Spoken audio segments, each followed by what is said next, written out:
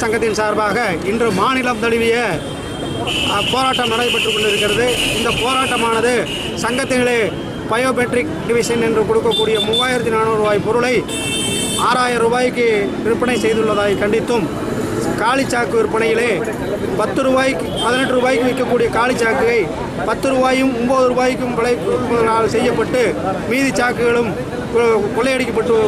கொள்ளையடிக்கப்பட்டுள்ளது. ஆண்டு முழுவதும் இதுவரை 5 ஆண்டு காலத்திலே தமிழகத்தில் மட்டும் கூட்டுறவுத்துறை சங்கத்தின் மூலமாக கிட்டத்தட்ட 390 கோடி ரூபாய் ஊழல் நடைபெற்றுள்ளது.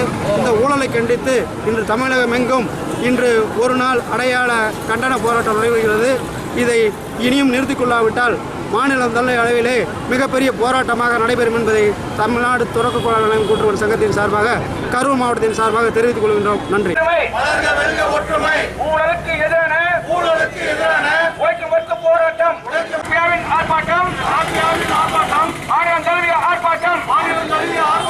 அரசு உத்தரவு இல்லாமல்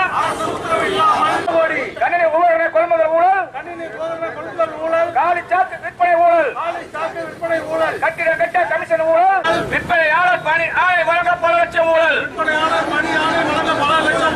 எதற்கு முதலா கருவிகளை ஆர்ப்பாட்டம், ஆர்ப்பாட்டம். பென்ஷன் கமிட்டி என்னாச்சு? கமிட்டி அறிக்கை என்னாச்சு? காலம் கடத்தும் அதிகாரிகளே, கூட்டுறவுத்துறை அதிகாரிகளே கண்டிக்கின்ற